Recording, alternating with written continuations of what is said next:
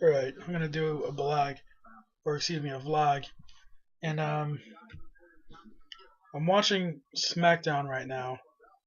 And I was thinking earlier this week about like pro wrestling. Oh, sorry, SmackDown is a wrestling show that comes on Fridays.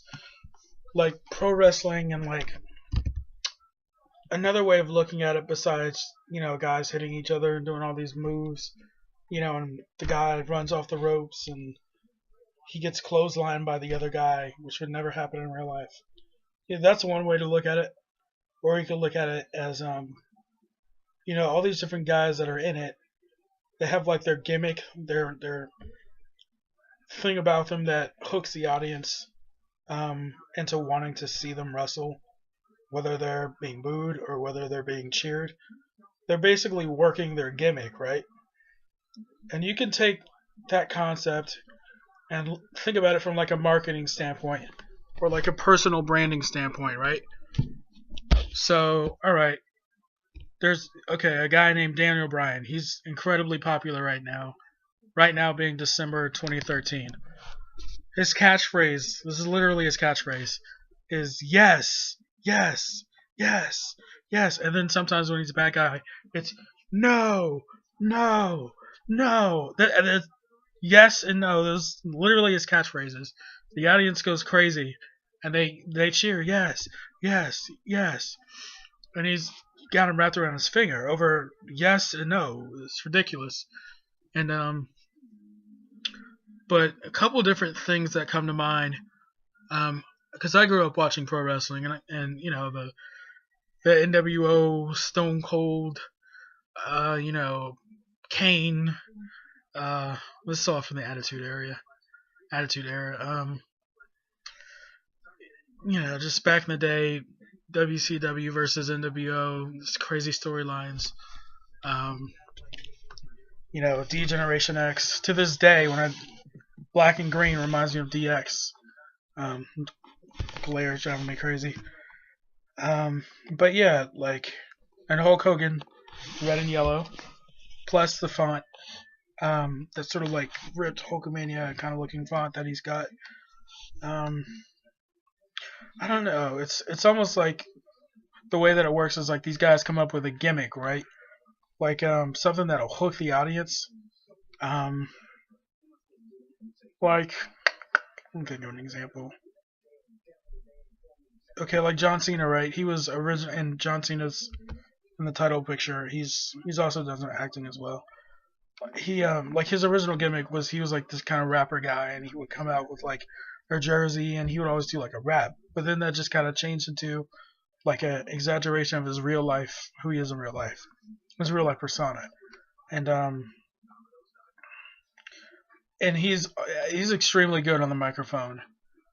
He's one of those people that sells a ton of merchandise, good on the microphone. He's very athletic. He's basically the Superman of the company, which is why which is why he always gets booed by the men and cheered by the women and children.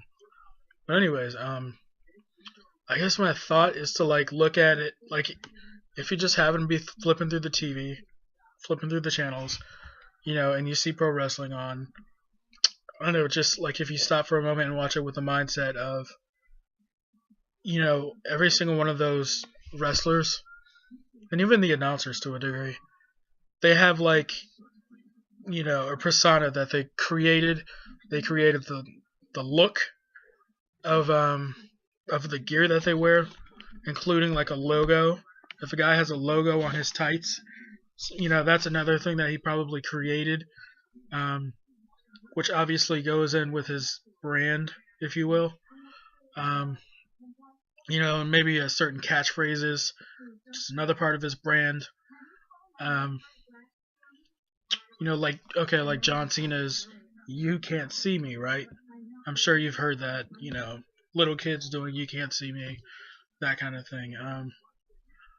That's part of his gimmick. That's part of his personal brand.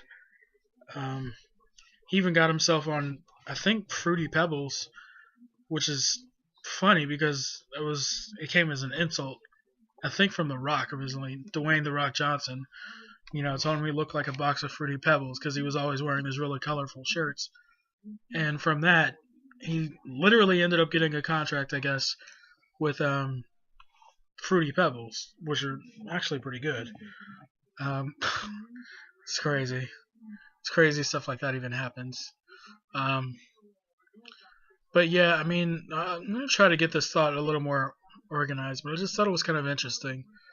Like these guys, they come up with this persona, they come up with this look, a music that matches it, like their gimmick, and they come up with all these things.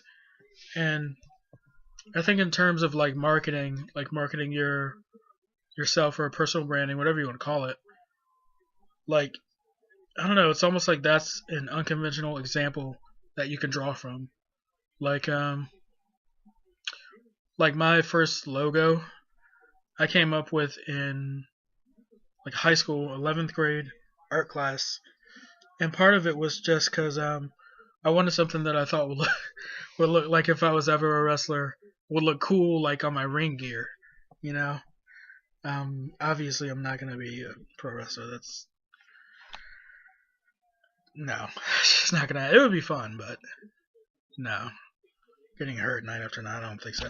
Um, but anyways, that was just a thought, just another way of looking at it you know, instead of just seeing it for maybe something that looks really fake. See it as in terms of people that are working their gimmicks and selling merchandise based on an exaggerated persona or kind of like a more ridiculous character type persona. Because the whole purpose of all these different personas like Goldust, who's I'm watching right now. Um, I'm also watching the Wyatt family. They're kind of like Deliverance, sort of like backwoods kind of type guys, but that's their gimmick. That's what they're using to sell products. Ultimately, that's what it's about. It's about selling the product. It's about selling the pay-per-view, selling the merchandise, selling the toys. What the SmackDown, the Raw, the TNA Impact, all that is just it's like the precursor. It's to get the audience hooked so that they'll fall in love enough with the product to buy the merchandise, to buy the pay-per-view, to buy like the toys and everything, because they feel like an emotional connection with the sport. Um, so think of it in terms of that, in terms of like almost like a bigger picture kind of thing, and then maybe think about how you can apply that to yourself and your business if that's your thing and that's what you're into. I don't know. It's just a thought. I'm gonna try to organize it a little bit later. Maybe even blog about it. I'm not much of a writer, but maybe when I get my thoughts a little more organized. But I just wanted to throw that out. All right. So I'll talk to you guys later. Bye.